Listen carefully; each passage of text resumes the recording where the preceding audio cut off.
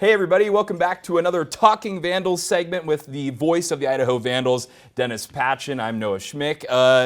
We're doing this after a loss on homecoming, the Idaho Vandals losing to Northern Colorado by a score of 49-33. Dennis, a whole lot to talk about when it came to that game. I think the first thing that I at least noticed, and I think even Coach Thomas Ford Jr. was talking about after the game, was the vertical passing. 350 yards of passing by the Northern Colorado Bears, 2 touchdowns. It just looked like the Vandal defense couldn't stop them. No, and probably 250 of that was the long passes down the field.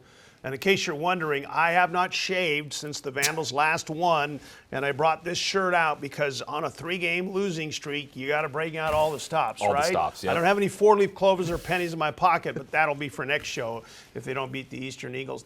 There's been a problem over the last 3 games over 4 weeks. San Jose State utilized that, and in fact, if you look back at the San Jose State game, they missed on some wide open long throws in the first half when Idaho built a lead.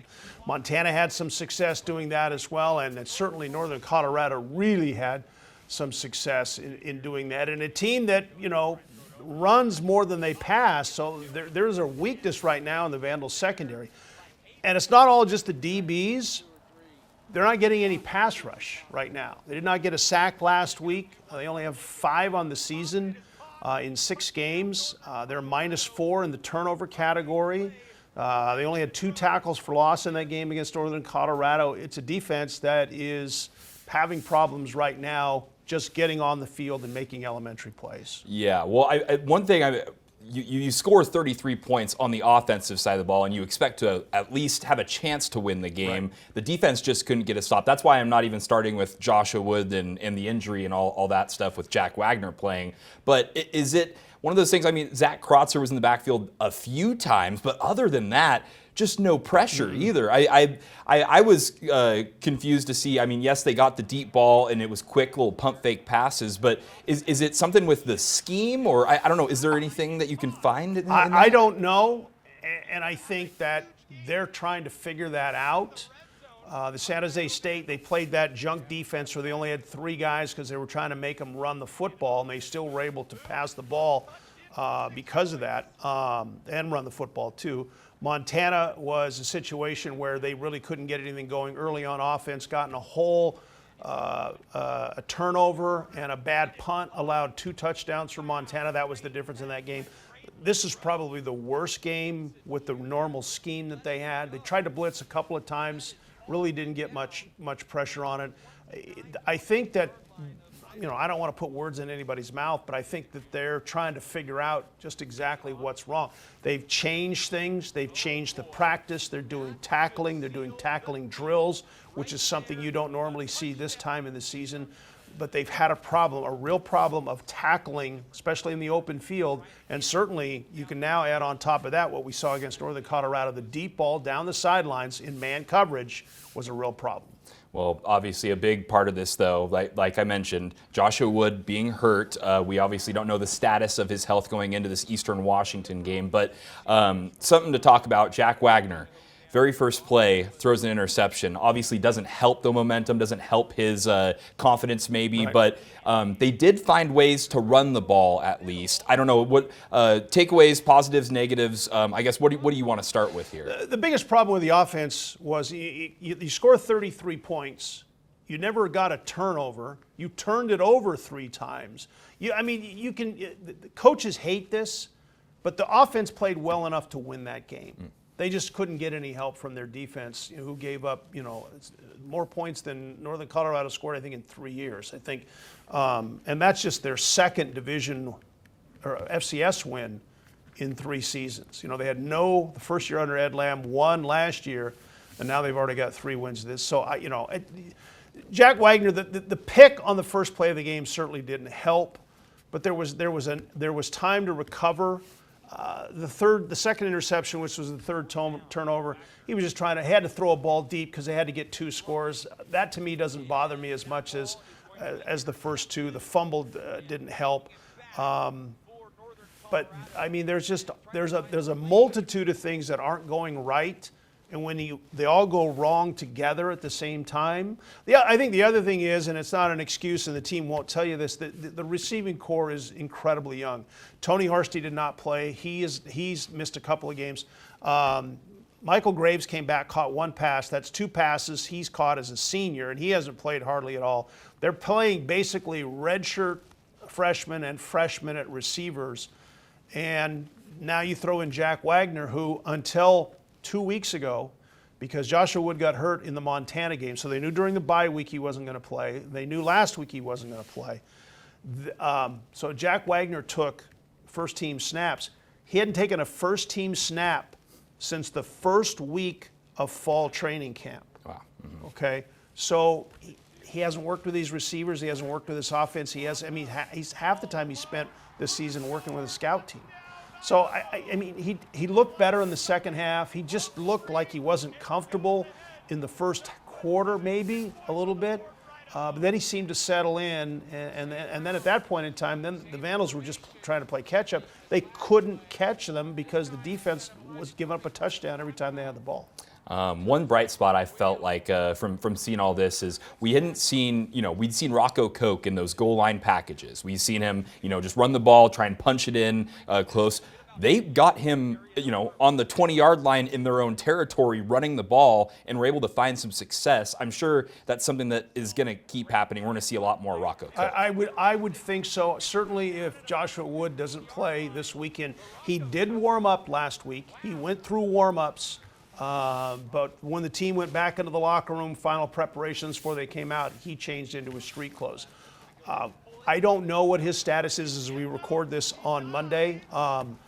But if a guy goes through warm-ups, they did that with Eli Cummings before he came back. So, maybe that's a hint. We'll see. But if Joshua Wood doesn't play, then I think the Rocco Koch package will be a lot. He had almost 75 yards rushing in that game. He was the Vandals' leading rusher in that game. So we'll see. The loss of Art Williams, who's still not back with the team, doesn't help. Down to 2 running backs. Eli Cummings came back, but he played in the first half, and we hardly saw him in the second half of play. We saw more in Nate Thomas in the second half, but at that point in time, they were having to throw the ball a lot more than they probably wanted to at that point in time. After this game, is it overreactions? The sky isn't falling yet. This is a really bad loss. But right. if you go to Eastern Washington and things don't get any better, then it's panic button. Well, right? and here's what Thomas Ford told us on the postgame show on the radio broadcast. We have to go on a 6-game winning streak if we want to get in the playoffs. He said the playoffs start in Cheney on Saturday. Because you look at it, they have 4 losses. They're still ranked in one of the polls, which I was surprised. They're 24th this week in the stats poll, which in my opinion is the better of the 2 polls. The coaches polls, I have no use for coaches polls anyway. The situation is they have 6 games remaining. They still play Davis. They still play Sac State. They still play Northern Arizona.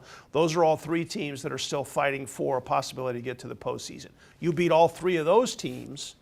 Now you're in the discussion for who's the 3rd best team in the conference. You'd have 2 losses, 1 to Montana, 1 to Northern Colorado. If you're an Idaho fan, you want Northern Colorado to win all the rest of their games. Unless it wins them to get them in the playoffs. You really don't want that. But they have a Division II win, so one of those wins isn't going to count when the committee says that all. But I don't think, and I think a lot of people feel this way, if the Vandals are 7-5 and they lose another game somewhere along the way, does 7-5 with losses to 3 Big Sky teams, including Northern Colorado, yet to be determined where they finish, does that get you in? Remember, the Ivy League is now in the tournament this year. There's 1 less at-large bid. And right now, the biggest problem for Idaho is there's only 4 teams now. Take Idaho out of it, they're only in 1 poll. There's only 4 teams ranked now in the top. Sac State has fallen out of the top 25. So a win over Sac State is not as good as it was 2 weeks ago or 3 weeks ago when they were in the top 25.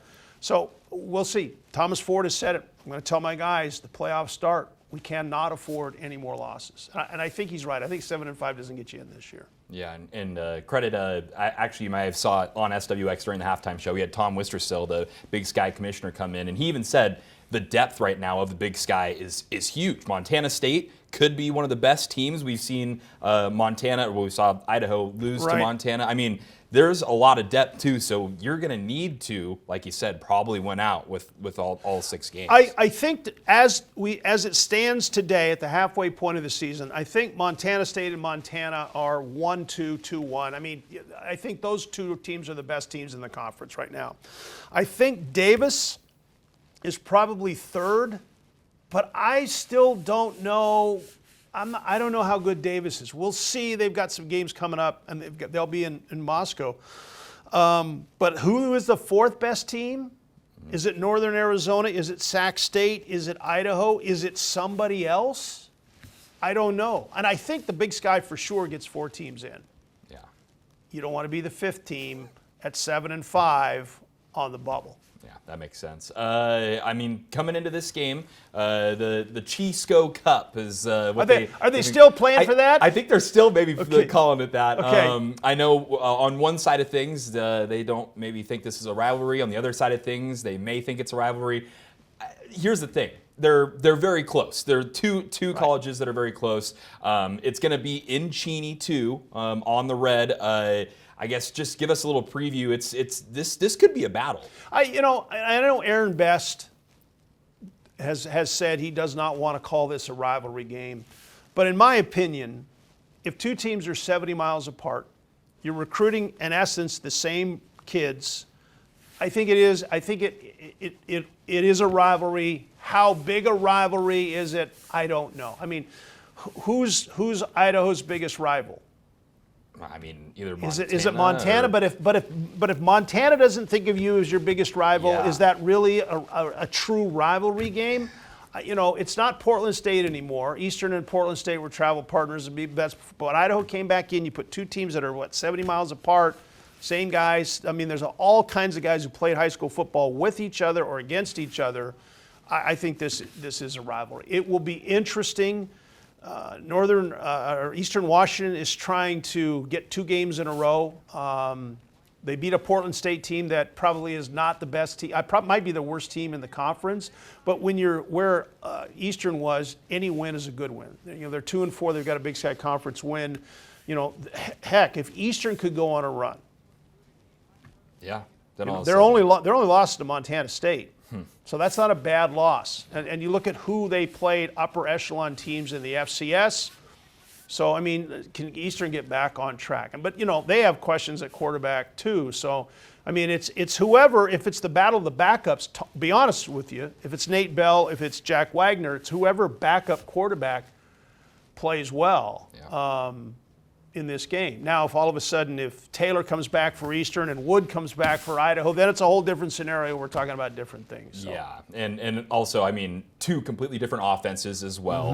Northern Colorado, a way different offense than what Eastern Washington is going to try and do with the ball on offense. Right. I mean, a lot of different scenarios too. And the injuries is the biggest thing too. We talked about it. 8 injuries in that Northern Colorado game, and it's not going to help you. You need to get people a little bit more healthy. The other side of the script you got to think about, the Eagles had a week off too. Correct. So they're going to get a little bit more healthy, and they had a chance to watch that game too. Right. So, the other thing, Noah, is when you play games this late in the season, it's almost like, the Vandals have lost 3 in a row. There has to be some mental preparation by the coaching staff, not just physical and schematically.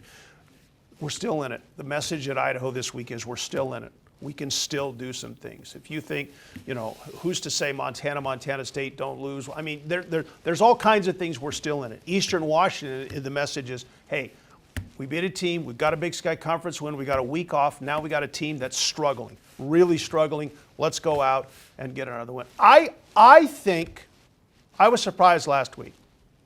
I knew Northern Colorado was better, but the combination of Northern Colorado and the way Idaho played was not. I didn't see that coming.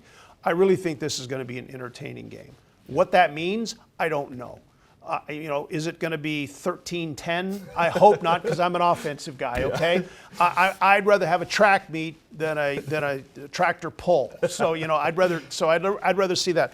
I think it'll be an entertaining game. It's a 4:00 start in Cheney. Hopefully the weather holds for us.